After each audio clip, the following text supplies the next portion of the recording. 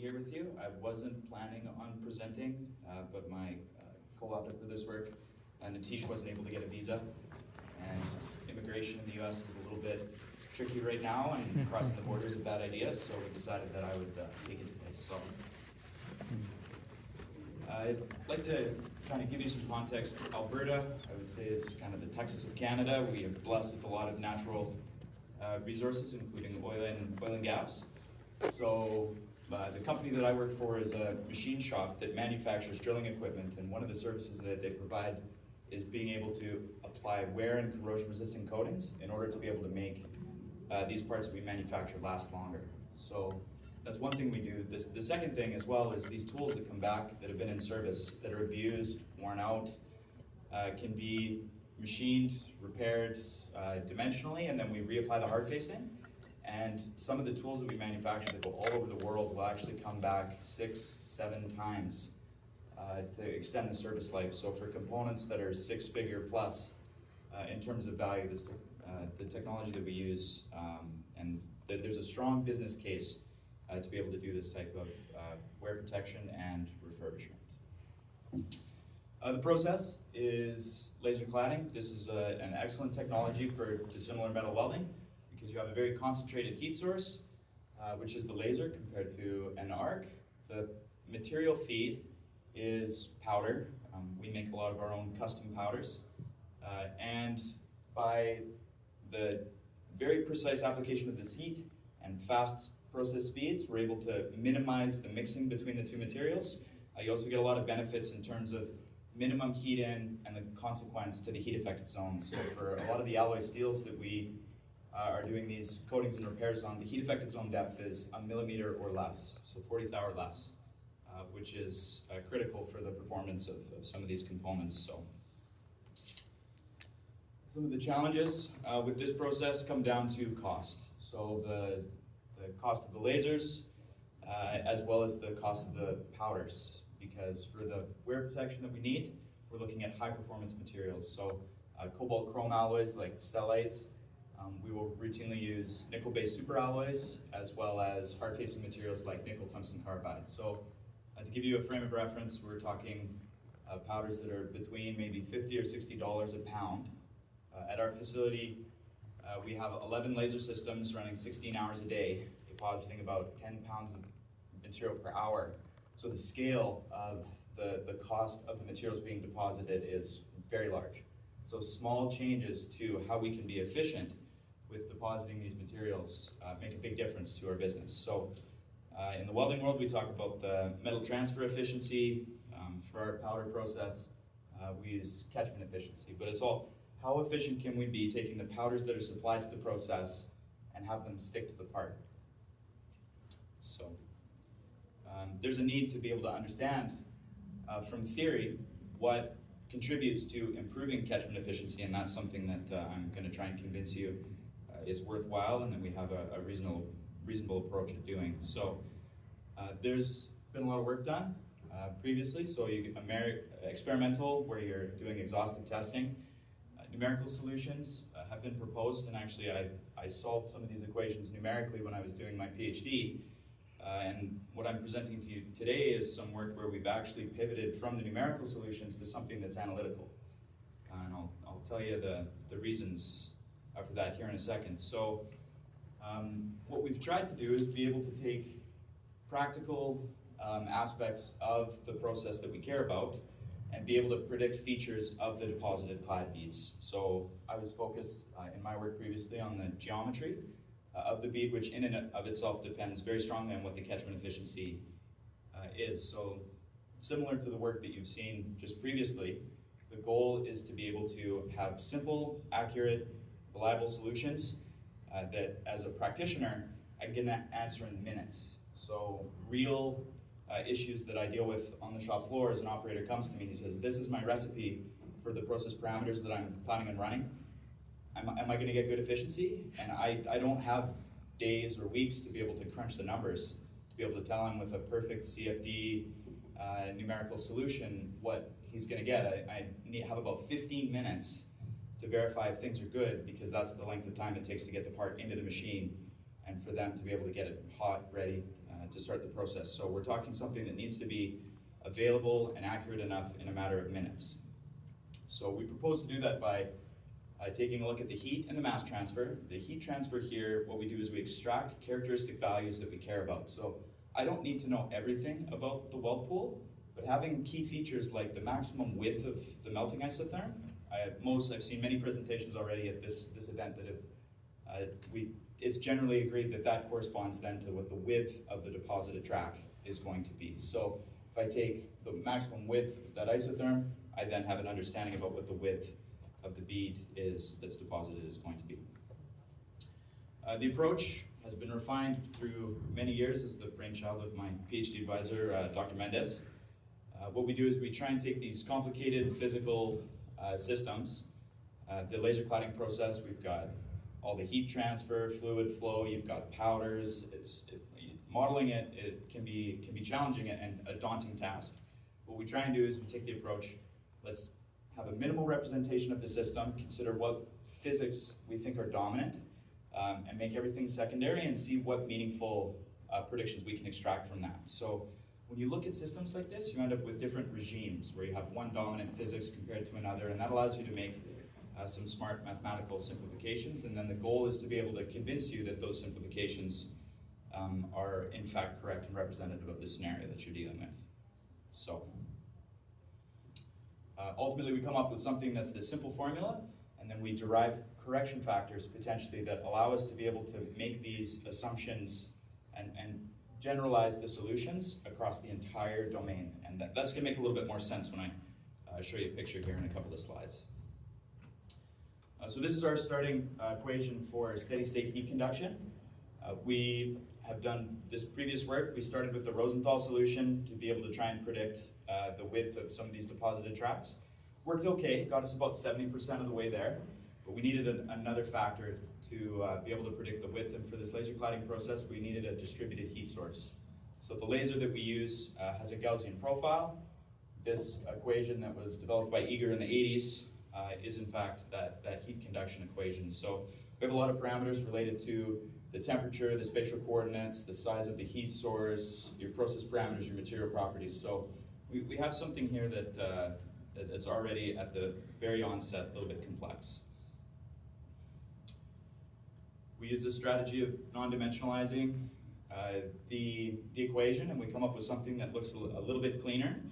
And by targeting specifically a constraint for this, what I'm presenting now, that I'm interested in the maximum width, we end up with a problem that actually ends up depending only on the two parameters here that I have, which is the sigma star related to the heat source, and then this T star, which is this dimensionless temperature parameter. So I've simplified the problem down from the 6 degrees of freedom down to 2. So moving in the right direction from a simplicity perspective. So to keep the convention with some other work that's been published previously, that T star parameter is in fact this Ricklin number. I can say some things about what's happening in this system. So if the Ricklin number is low, I would have something that's a slow moving heat source. As the Ricklin number increases and goes to infinity, we're talking fast heat sources. So for laser cladding, I'm not dealing with something that's slow. It's 99 times out of 100, we're dealing with something that is a fast heat source. So that's good. So I can start moving the region that I care about asymptotically into this fast heat source regime. This sigma star parameter is one that's related to the heat source that non-dimensionalizes what is your size of your heat source relative to what the maximum size of heat source that exists for being able to generate the isotherm that you're interested in. So for us, we're interested in the melting isotherm, which in and of itself is a function of the materials that we're dealing with, but we want to come up with something that's not material specific, and this is the strategy for us to be able to do that. So these two dimensionless groups, we have two asymptotic conditions where we have these variables going from 0 to infinity and 0 to 1. You'll see they're numbered here 1 through 6. That's because as we were developing some of these solutions, and this part of it is not my work, was the brainchild of two PhD students of Patricio. Previously, they were solving for thick and thin plate solutions. So the thin plate got labeled the 3 and 4. We have these 4 regimes that we care about, where It depends on, do I have a fast or slow heat source? Do I have a large distributed heat source or a point heat source? So we can generate maps like this for the target parameter that is the width. So this is an error map comparing the prediction that we come up with to the exact numerical solution. So in the extremes, in the corners, we're in those asymptotic cases, and then as the parameters change, we end up in these intermediate regions where you no longer are as accurate as evidenced by the increase in area or error in certain regions in the middle of the plot. So our solution to be able to handle that is, for the target width, is to come up with correction factors that allow us to minimize the error across the whole domain. So I can come up with one equation that it can be as accurate as possible everywhere. So this is a solution that's generalized. You can also potentially, for us in the laser world, we can look at that, just the asymptotic solution in that fast distributed heat source regime. But this solution would work regardless whether or not I had a laser the size of this room or something that's incredibly tiny. So that's kind of the approach that we're going for here. So I have now, out of all of that work in the beginning, a description of the width of the pool that's a simple equation. It's based on the power of the process, material properties, and the temperatures that I'm interested in, and a few correction factors that have been derived. So I'll skip through this. So if I understand the width, my next goal is to be able to get to this catchment efficiency parameter that we care about. So we rely on this assumption that those process powders that come to the pool, if they intersect liquid, they stick. If they don't, they are removed and lost to the process. We did do some work to try and quantify potentially some of those powders as well could become molten with the interaction with the laser beam before they hit the part. And so they could stick because the surface is molten ahead of the pool. So we tried to take that into account for this WS area relative to the WL. And so we have these equations. The powders themselves actually have a distribution.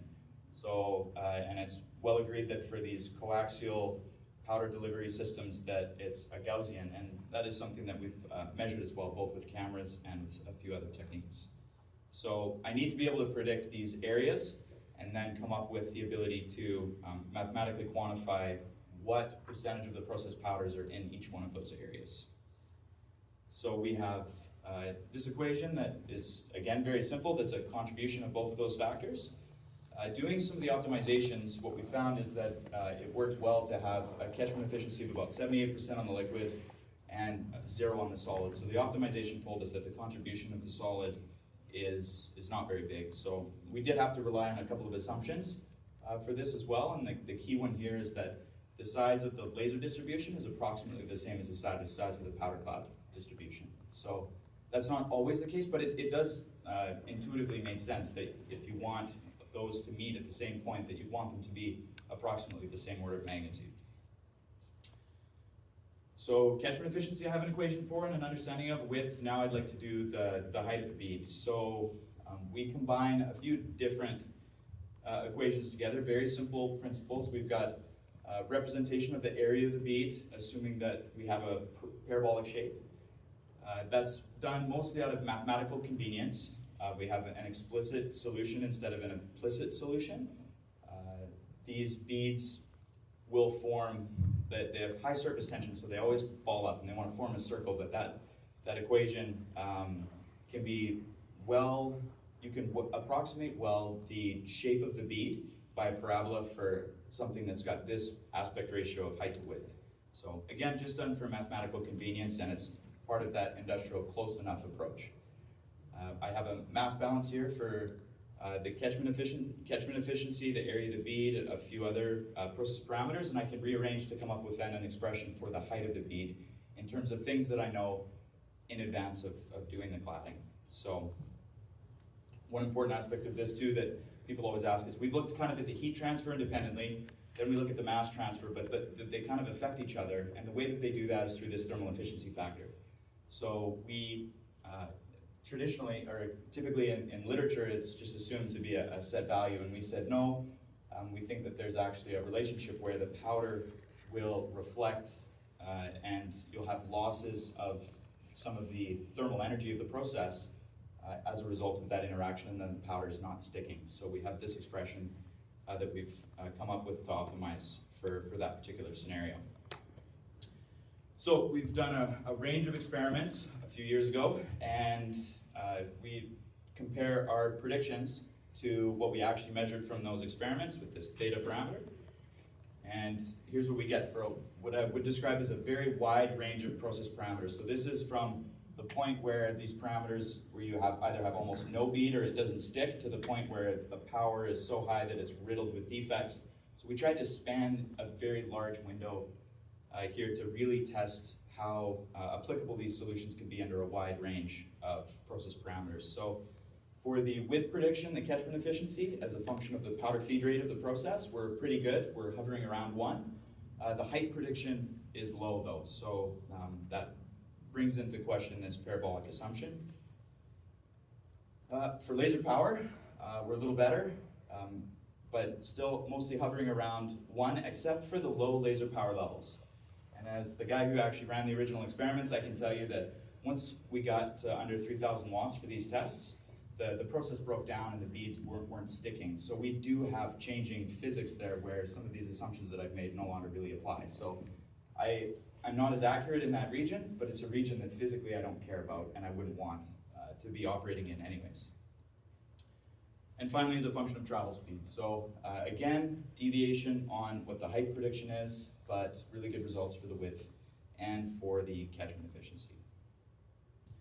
So just to summarize that again, we've done a pretty good job for the width and for the catchment efficiency prediction. I think we have to address our prediction of the height via that parabolic assumption. I'll share with you as well for some additional work that we've done outside of these tests on a CO2 laser from the past. The parabolic shape does hold up reasonably well for fiber laser tests, which is, as you'll see on the shop floor, the direction that the technology is going. So this work suggests maybe it's not as good an idea, but I wouldn't get rid of it just yet.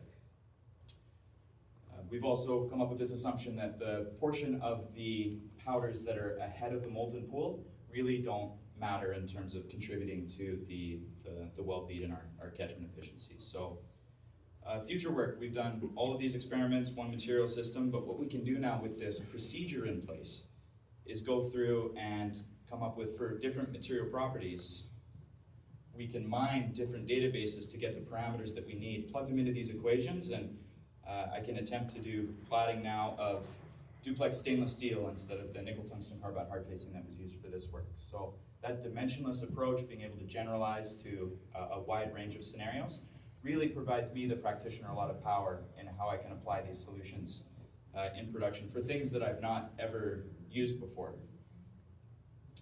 Again, another table of process parameters for anybody that's interested. So hopefully at this point I've convinced you that we've had some practical equations that are actually meaningful and impactful in industry. We've used these approaches successfully in production to give operators an idea of if their recipes are going to be good in a matter of minutes instead of days, which has been critical for us. It's a great starting point for new materials as well, like we had talked about, and I've provided you now some other data points that you can use if you're going to move into the world of other materials. So with that, happy to take any questions.